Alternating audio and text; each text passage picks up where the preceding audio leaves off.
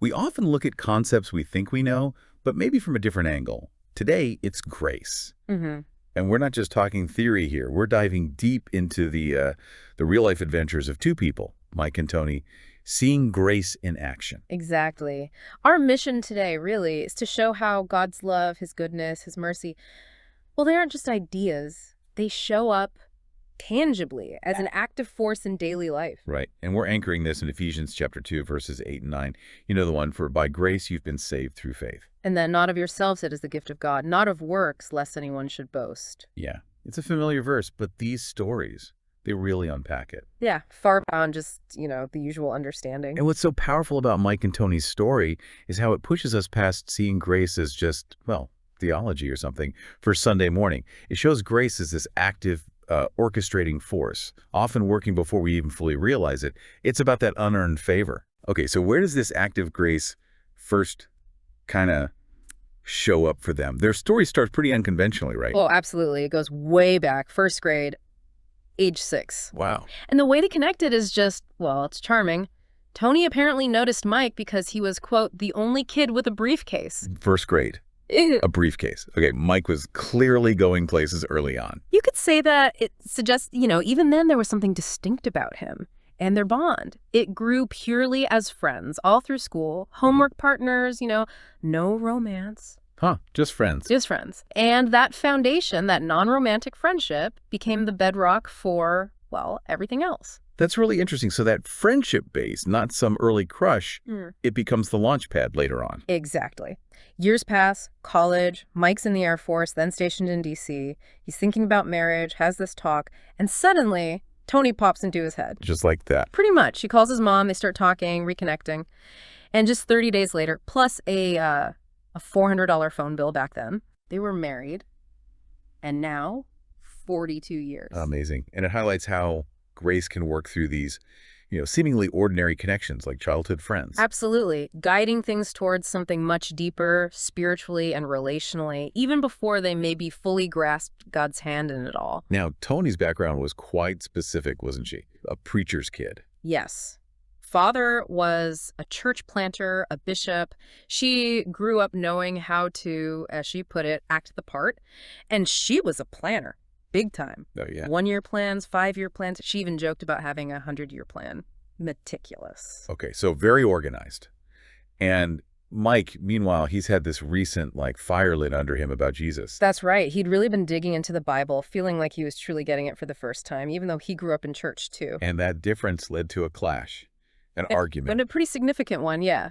A heartbreaking argument, they called it. Mike's trying to show this new excitement, this revelation, and Toni, well, she wasn't quite there yet. So Mike asks her this question. If everything you planned came true to date, what would you do tomorrow? And her planner brain kicked in. Instantly. I'd plan some more.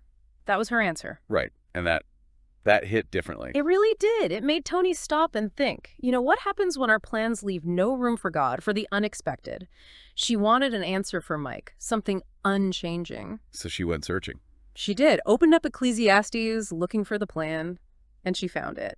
Fear God and keep his commandments. That was the turning point. From church girl to something deeper. Exactly. To really being a Christ follower. She started devouring the Bible, just hungry for it. And their church backgrounds were so different, too. You mentioned Mike's AME, church intellectual, civil rights focus. Right. And Toni's was Pentecostal sanctified. Think drums, tambourines, really exuberant praise. Mike used to peek in her church window sometimes as a kid. Huh. So for listeners, what does sanctified generally mean in that context? More than just the music style, right? Yeah. Good question. Yeah. In Pentecostalism, sanctified often points to a belief in a second experience after salvation, sanctification, being set apart for God, filled with the Holy Spirit. It emphasizes holiness, purity, and often that very expressive spirit-led worship, kind of different from Mike's tradition. Totally different worlds. Yet, both came to this point where they felt like after 21 years in church, they hadn't really known Jesus personally. Precisely. And realizing that Jesus is the same, no matter the church culture or denomination, that was huge. It let them connect with anyone. Yeah. It proved faith is deeper than just the outward stuff. And that understanding, that personal knowing, really set the stage for experiencing grace as this active, unearned gift. Okay, so that foundation's laid, but then things get Well, really dramatic. Let's talk about Toni's car accident. It starts with a warning. It really does. She's at church, and this preacher feels this foreboding, dangerous sense about her. So much so, he calls her up for prayer 3 times. 3 times, specifically for protection. Specifically for protection. Talk about divine foresight. Wow. And then the very next morning. The very next morning, driving to work, 6-lane highway, she sees a semi, checks her blind spot, thinks she's clear. But she wasn't. No. Another car was right there, hit her, pushed her into the semi-truck. Then across traffic, she said she saw her whole life in 60 seconds. Oh, my goodness. The car was crushed, especially her left side. She was pinned. First responders, they honestly didn't think anyone could have survived that. Just horrific. And right away, you see Grace is protective, right? Even before the full extent is known. Absolutely. It's operating beyond what we can see or prepare for. And the miracles, as they call them, just kept coming, even in the chaos afterwards. They did. So the ambulance takes her, thinking she's underage, leaves her in a hallway at the hospital pending parents. Meanwhile, this total stranger who saw the crash, he follows the ambulance, just out of kindness. Waits at the hospital. Waits there. Toni's parents arrive. The hospital says, nope, don't have her. But the stranger steps up. Ma'am, she's here. I saw them bring her in. Unbelievable. Yeah. Grace using a complete stranger. Right. Orchestrating guidance in the middle of trauma. And then another layer, a nurse who just happens to be a friend of Toni's cousin, literally bumps into her in that hallway, finds her. Wow, just happens to be there. Exactly. But medically, things looked really bad. Yeah, the doctors. They were talking amputation for her left leg, seriously considering it, and they told her, likely no children. Or if she did manage it, it would have to be a C-section. Which she deeply feared, right? Because of her mom's experience. Deeply feared it. And this is where Grace just defies the physical. One night, she's in agony. Pain meds aren't touching it. She just cries out to God for help. And what happened? This is extraordinary. She describes a whole roll of nurses, all in white, suddenly appearing. They put pillows exactly where she hurt. She had the best sleep since the accident. Nurses she didn't recognize. Totally unfamiliar. They were there whenever she woke up that night. And then come dawn, gone, vanished. And her regular nurse said no one else had been in the room. Toni knew it was angels, dressed like nurses. Wow. Supernatural comfort, healing beyond medicine. Absolutely. And even simple acts of kindness continued. A young guy from her dad's church, maybe 75, 100 miles away, he drove down every single Friday. Just to sit and read the Bible to her. Didn't matter if she was awake or asleep, he just read. That's dedication. It is. And this whole sequence, from the warning prayer to the angels, it just screams grace, doesn't it? Protection, intervention, comfort, even when maybe Toni wasn't fully, there yet in her faith journey. Right. It wasn't based on her doing anything. Exactly. Not her works, not her planning, not her strength. Pure gift. It demonstrated God's goodness before she had to prove anything, setting the stage for deeper trust. Okay, so she survives this horrific accident. Doctors say maybe no kids, definitely C-section if she does. Yeah. And then she gets pregnant. Right. And Mike, understandably, is apprehensive, worried about her health, the C-section fear, maybe losing her or the baby. And they weren't exactly rolling in dough at this point either. Yeah, not at all. Struggling newlyweds, Mike said, broke, learning to live by faith. He even mentioned praying for toothbrushes. So their dependence was on everything, basic needs included. Then they make the move to D.C. for Mike's FBI job, fingerprint technician. Yep. And they find a doctor right in their apartment complex, which sounds convenient. But he's about to go on vacation, tells Toni, you're still 2 weeks out from your due date. And remember, it'll have to be a C-section because of those old injuries. So the medical expectation is still firmly C-section. Firmly. Human plans set. But God had other ideas. The very next morning, things change fast. Very fast. Toni gets back pains. Then her water breaks. And crucially, no phone in the apartment. No phone. What did she do? Panic, probably. She starts knocking on doors, knocks on one she thinks is maybe a broom closet. Nope, it's a neighbor. Oh, wow. He peeks out. She managed to say she's having a baby, and he just bolts to get the landlord. So she's completely alone. Completely alone. Delivers their first baby, a daughter, Tanya, right there, by herself. Oh, my goodness. And the first thing she notices, the baby cries instantly, which was this huge relief because she'd worried she'd have to, spank her to get her breathing. She felt the Holy Spirit's presence right there. Incredible. Bypassing the C-section fear, overcoming the injuries. Yeah. Just pure grace. Totally. Not her works, not her physical ability, a gift. Showing grace just overwrites human limitations and doctors' predictions. Meanwhile, Mike's at the J. Edgar Hoover building gets these frantic calls. Yeah, first one is just panic noise. Then another call, like 2 minutes later, she's having a baby. It's a girl. And he's got this long bus ride home. 30 minutes. Right. From downtown D.C. out to Alexandria, Virginia. Imagine that ride. Just pure panic, and what is going on? Oh, I can't even. He gets home. Finds the aftermath of a birth, as he put it. No idea where Toni and the baby are. But then The Holy Spirit steps in again. clearly directs him.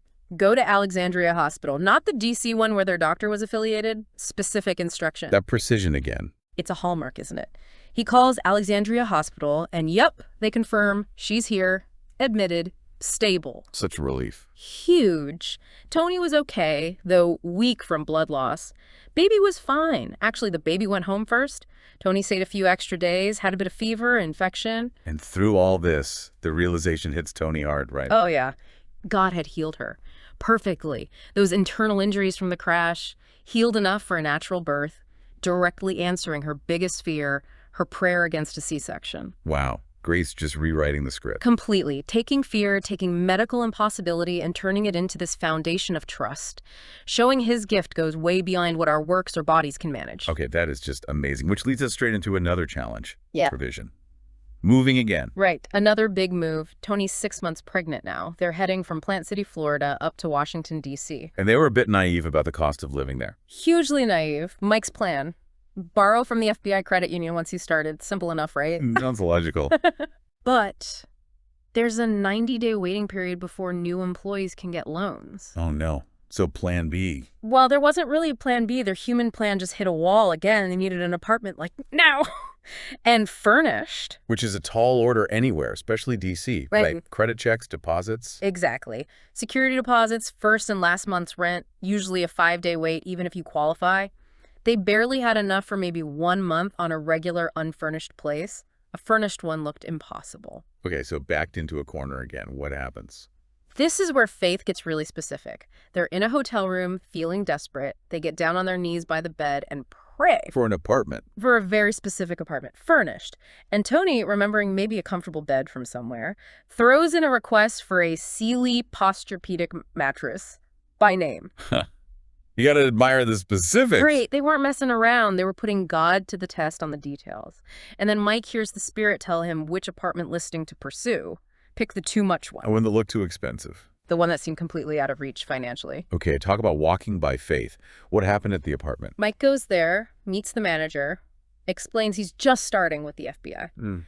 And the manager just waives everything. Waives what? The security deposit? Waived. The standard 5-day waiting period? Waived. Because he worked for the FBI. All they needed was first and last month's rent. Seriously? Just like that? Just like that. Move in today if you have the rent. But they still didn't have that much money, right? First and last. Correct. That was still the hurdle. So Mike's praying again. Yeah. And he feels this nudge, this impression. Ask a specific friend for the money. A friend he hadn't seen in a while. Yeah. Hadn't seen him in about a year. And Mike said he never asked friends for money, especially not a significant amount like that. It felt wrong to him. But he obeyed the nudge. He did. Called the friend. And the friend's response. Just pure delight. I'd be delighted to help. No hesitation. Provided the funds. Wow. Divine intervention on the finances, too. Absolutely. And it taught them, that grace isn't just for the big spiritual stuff for surviving accidents. It's for the practical, the immediate. Rent money, a place to live. God cares about the details. So they got the money? Got the money, went back, paid the rent, and moved into that perfectly furnished apartment. Oh, tell me. Complete with the Sealy Posturepedic mattress. No way. Yes, way. That very same day. From praying by the hotel bed one evening to being in their specific furnished apartment with a doctor downstairs by 4 p.m. the next day, Mike said they were just pinching themselves. I bet. It just shows grace meeting those tangible needs, lifting that weight. Exactly. More than they even asked for, really. Proof again that his gift surpasses anything our works or planning could achieve. Okay, this next story, the grit story. This feels like the peak, doesn't it? The one that really became foundational for everything that followed, especially Mike's ministry. It really was. This is where they consciously chose total dependence. Mike decides to leave the FBI, pursue full-time ministry. Big leap of faith. Huge. And predictable, maybe. Their savings ran out. Then the food ran out. They had a tiny baby, maybe 3 months old, and Toni accidentally dropped and broke the very last bottle of Pedialyte for the baby. They were at absolute zero. Nothing. Nothing, except some grits. Ah, the grits. So what do? They ate grits for 3 days, sometimes with ketchup, sometimes with butter if they had it. That was it. And Mike felt they shouldn't ask for help. He felt a really strong conviction about it. Don't leave the apartment. Don't call anyone. God himself had to show up. Mike felt he couldn't preach about a God he didn't personally know was that real, that faithful. Wow. That's putting everything on the line. Deliberately choosing dependence. Totally. Making grace the only possible answer. No plan B. So 3 days of grits pass. It's Saturday night. Saturday night. Mike's wrestling with it all. Probably hungry, probably doubting. And he hears this quiet voice, what he now knows was the Holy Spirit, saying, "You'll be eating tomorrow. Tell Toni." Tell Toni. What did she say? She was half asleep. She just kind of mumbled okay and rolled back over. But Mike couldn't sleep. No way. He was up all night, grappling, thinking, if God isn't this real, then what am I doing? Okay, so Sunday comes. Yeah, Still gang. no food. Still no food. Then, around 3 p.m. on Sunday afternoon, Mike gets another message. Even more specific this time. Specific how? Chuck and Hilda will be here today at 7 p.m. These were friends they hadn't seen in a year. Wow. Okay. And the message continued. That will confirm that I have watched you, I have heard you, and I will never take my eyes off of you. Remember this for the rest of your life. Chills. Just chills. And again, the instruction. Tell Toni. the precision is staggering. No room for coincidence. None at all. This was designed to be undeniable, foundational, proof of God's timing, his awareness, his personal care. So they wait from 3 p.m. to 7 p.m. They wait. They read the Bible together. Stories of faith. Gideon, Elijah. Mike admitted he was terrified, scared God wouldn't come through, scared he was losing his mind, but he was resolved. 7 p.m. approaches. He's watching the clock, on edge, and then exactly at 7 p.m. A knock. A knock on their basement apartment door. It's Chuck and Hilda. Oh my gosh. Just showed up? Just showed up, driven down from New Jersey on a whim, they said. Decided that day to come visit. Mike was so overwhelmed he didn't even say hello, just blurted out, "Where's Chuck?" Huh. Just absolute confirmation. Absolute concrete, time-to-the-minute confirmation. God knew exactly where they were, what they needed, and when to step in. It proved his trustworthiness in a way nothing else could. Faith wasn't theory anymore. It was real, tangible, unearned provision. And that experience, surviving on grits and seeing God provide so specifically, that became the bedrock. Absolutely foundational for Mike's next 38 years in ministry, for running a Christian TV station with a massive budget with quite the contrast to grits. Talk about perspective. Right. It taught them ministry isn't just human skill or business smarts. It's fundamentally supernatural. It requires God's constant presence, his grace. And it wasn't a one-off lesson either. No, they learned grace isn't a test you pass and move on. It's a continuous walk, by faith and not by sight. And it showed God as a personality, someone who wants to communicate, interact, completely separate from our ability to earn his help. So wrapping this all up, looking back at these adventures of Mike and Toni, what's the big takeaway for you listening? I think it's seeing that grace isn't just this abstract idea about getting saved or going to heaven someday. It's active, it's present, it shows up in the specific, messy, challenging parts of daily life. Yeah, it's tangible, it intervenes in crises, provides for needs. Exactly. Realizing God's mercies truly are new every morning. His goodness is bigger than we can grasp. Mike and Toni's story is just one example of this ongoing adventure of grace that's available to everyone. So here's maybe something to chew on, a provocative thought as we finish. How could you invite God's grace into your life? Into those challenges that seem impossible, and maybe just the ordinary everyday struggles. What might it look like for you to deliberately trust him for specific things, practical needs? Yeah, knowing his answer, his provision, might look totally different, maybe way better than anything you could engineer or deserve on your own. How could really grasping grace that it is the gift of God, not of works, how could that shift actually transform your own life, your own trust?